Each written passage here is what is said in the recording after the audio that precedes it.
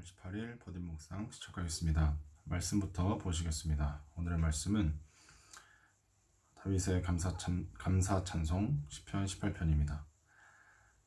나의 힘이신 주님, 내가 주님을 사랑합니다. 주님은 나의 반석, 나의 요새, 나를 건지시는 분, 나의 하나님은 내가 피할 바위, 나의 방패, 나의 구원의 뿔, 나의 산성이십니다. 나의 찬양을 받으실 주님, 내가 주님께 부르짖습니다. 주님께서 나를 원수들에게서 건져주실 것입니다. 죽음의 사슬이 나를 휘감고 죽음의 물살이 나를 덮쳤으며 수월의 줄이 나를 동여묶고 죽음의 덫이 나를 덮쳤다. 내가 고통 가운데서 주님께 부르짖고 나의 하나님을 바라보면서 살려달라고 부르짖었더니 주님께서 그의 성전에서 나의 간구를 들으셨다. 주님께 부르짖은 나의 부르짖음이 주님의 귀에 다다랐다. 주님께서 크게 노하시니 땅이 꿈틀거리고 흔들리며 산의 뿌리가 떨면서 뒤틀렸다. 그의 코에서 연기가 솟아오르고 그의 입에서 모든 것을 삼키는 불을 뿜어내시니 그에게서 수덩이들이 불꽃을 튕기면서 달아올랐다. 주님께서 하늘을 가르고 내려오실 때 그 발 아래는 짙은 구름이 깔려 있었다. 주님께서 그룹을 타고 날아오셨다.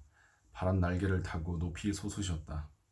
어둠을 장막 삼아 두르시고 빗방울 머금은 먹구름과 짙은 구름으로 둘러서 장막을 만드셨다. 주님 앞에서는 광채가 빛나고 짙은 구름은 불꽃이 되면서 우박이 쏟아지고 벼락이 떨어졌다. 주님께서 하늘로부터 천둥 소리를 내시며 가장 높으신 분께서 그 목소리를 높이시며 우박을 쏟으시고 벼락을 떨어뜨리셨다. 주님께서 화살을 쏘아서 원수들을 흩으시고 번개를 번쩍이셔서 그들을 혼란에 빠뜨리셨다. 주님께서 꾸짖으실 때 바다의 밑바닥이 모두 드러나고 주님께서 진노하셔서 콧김을 내뿜으실 때 땅의 기초도 모두 드러났다. 아멘. 지금 코로나가 이제 재확산 조짐을 보인다 어쩐다 이렇게 해서 지금 뚜렷하게 앞으로 일정을 전망할 수가 없긴 하지만 조만간 청년 예배를 다시 시작하려고 합니다. 자세한 얘기는 나중에 임원 여러분들이 이제 공지해 드릴 거예요. 제가 이런 말씀으로 시작하는 이유는 이제 조금씩 여러분들 스스로 말씀을 묵상하실 준비를 하셔야 한다는 의미입니다. 여러분들이 이걸 묵상을 잘 못하고 있다, 큐티를 못하고 있다 이런 뜻이 전혀 아니고 이제 달라지니까 이제 대비하시라고 제가 드리는 말씀이에요. 이미 잘하고 계실 거로 제가 생각을 하고 있어요. 그렇지만 이게 잘하고 계시지만 매일 이제 묵상이 올라오잖아요. 어찌됐건 그러면 이게 일종의 알람 역할을 하고 있었다고 생각은 해요. 그래서 이게 묵상할 시간이 됐구나, 묵상을 누군가 또 하고 있구나 이렇게 해서 어쩌든 영향이 있었던 것 같으니까 이제 버딘 묵상 이렇게 영상으로 찍는 게 이번 주를 마지막으로 이제 끝나려고 합니다. 그러면 여러분들이 스스로 시간을 정하셔서 매일매일 묵상을 하실 그런 생각을 하셔야 되는 거예요. 준비를 하셔야 되는 거예요. 그리고 이제 묵상할 때도 오늘 말씀이 이러니까 오늘은 이렇게 적용해 봅시다 라는 말도 좀 줄이려고 해요.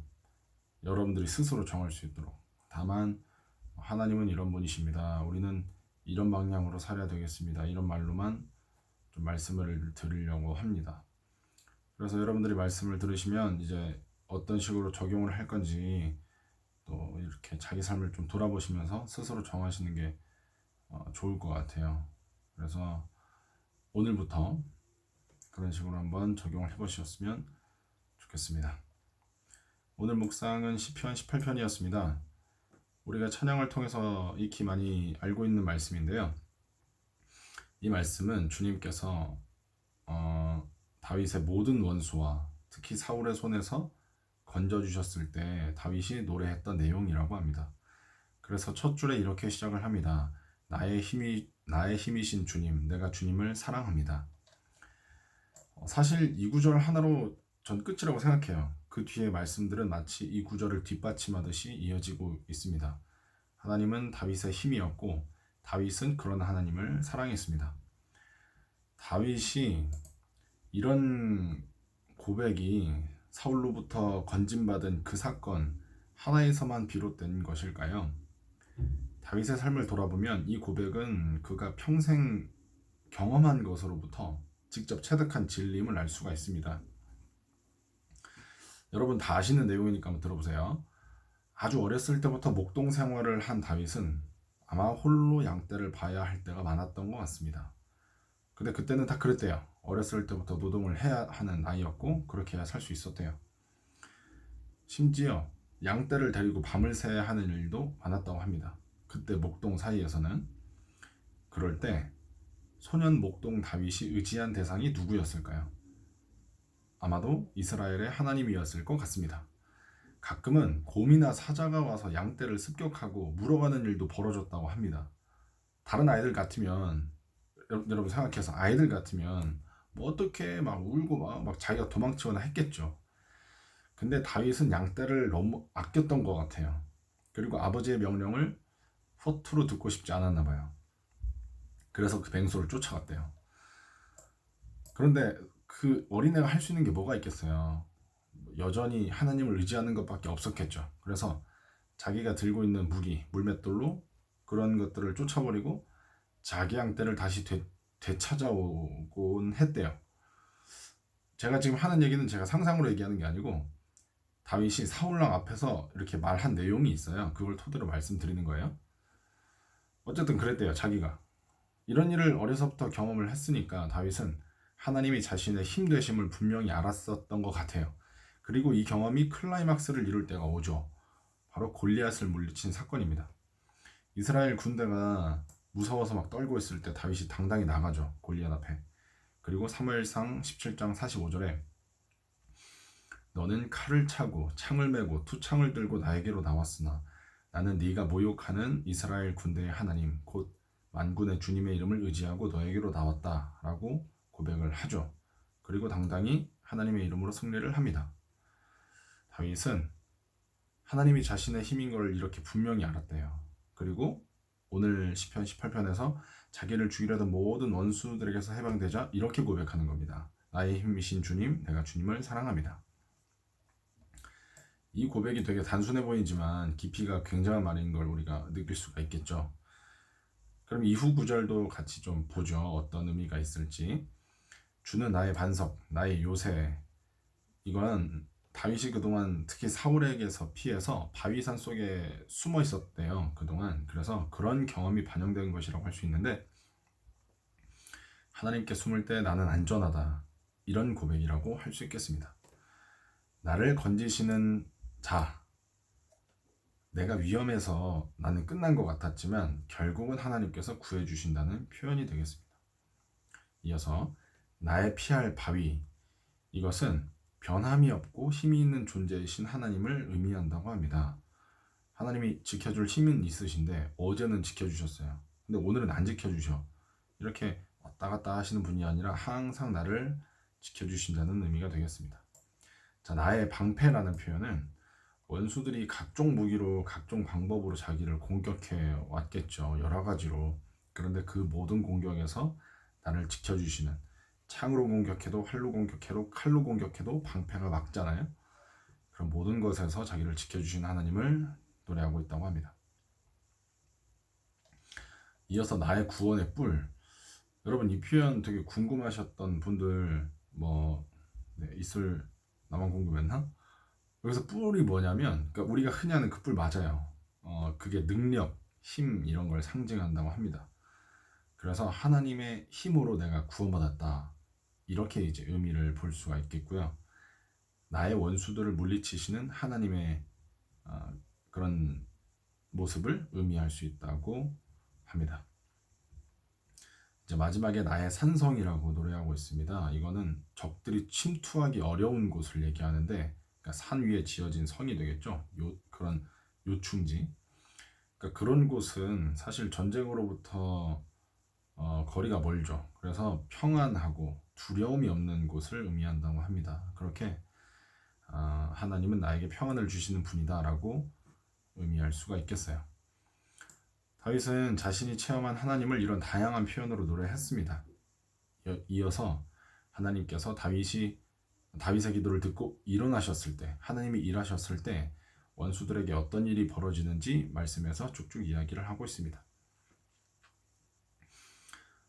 여러분 이기는 습관이라는 말 들어보셨죠? 저도 그 책 제목인데 읽진 않았어요. 그냥 그 제목만 되게 많이 들어봤는데 그 어떤 의미인지는 아실 거예요. 그러니까 작은 승리가 이어지면 큰 승리를 맛볼 수 있다라는 그런 식으로 우리가 해석을 할 수 있을 것 같아요.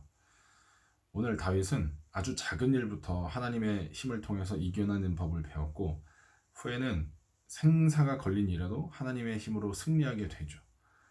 하나님을 의지하여서 작은 순간, 작은 일에서 내가 승리한다면, 그리고 그런 일이 계속 이어진다면 후에는 어떠한 일이 다가와도 다윗처럼 이겨내고 이렇게 고백할 수 있지 않을까 생각을 해봅니다. 오늘 말씀에서 드러난 하나님의 성정이 무엇일까 생각해 보겠습니다. 하나님은 사랑과 찬양을 받아내시는 분임을 알 수 있습니다. 하나님께서는 우리에게 놀라운 일을 행해 주십니다. 구원자가 돼 주시기도 하고 놀라운 은혜를 주시기도 하죠. 우리는 그 은혜에 반응하여서 하나님을 찬양하기도 하고 하나님을 사랑합니다. 그런데 내가 먼저 하나님을 찬양한 게 아니라 하나님이 먼저 우리에게 은혜를 베풀어 주셨습니다. 오늘은 여러분들이 그 사실에 대해서 생각해보는 우리가 됐으면 어떨까 싶은데 하나님은 오늘도 우리에게 먼저 다가오셔서 은혜를 베풀어 주십니다. 그리고 하나님은 마땅히 우리에게 찬양과 사랑을 받기 합당하신 분이 되시겠죠. 이것을 깨달으시고 어떤 하나님의 은혜를 주시는지 생각해보고 합당하게 반응하는 우리가 되면 어떨까 생각을 해봅니다. 오늘 묵상 다윗에 대해서 18편 같이 보시면서 하나님에 대해서 같이 이야기를 해봤습니다. 오늘 여러분들이 직접 자기의 묵상을 부분 찾으셔서 적용해 보시면서 또 기도하고 그렇게 사는 하루가 되셨으면 좋겠고요. 오늘 묵상도 제가 기도함으로 마치도록 하겠습니다. 기도합니다. 하나님, 우리에게 말씀을 허락해 주셔서 감사합니다. 오늘 하루 버딘 청년들이 사는 동안 말씀이 그들의 삶을 지배하길 원합니다. 자신의 본능과 욕망보다 하나님의 뜻을 사모하는 청년들이 될 수 있게 하시고 결국에는 그들의 삶이 하나님의 말씀에 지배받기를 원하오니 주님 그들의 마음에 역사하여 주시옵소서. 골리앗과 같은 세상에 맞서 나가는 그들에게 지금까지 주셨던 은혜의 경험들을 떠올리게 하시고 당당히 주의 이름으로 이기게 하시옵소서. 사단이 마음을 건드리고 가정을 건드리면서 흔들 때 반석이시며 요새 되시는 하나님께 피하게 하시고 하나님이 그들의 방패되어서 모든 공격과 유혹에서 이기게 하여 주시옵소서. 모든 청년들의 삶 속에서 하나님이 그들의 힘이라고 하나님을 사랑한다고 고백되어지기를 예수님의 이름으로 기도합니다. 아멘.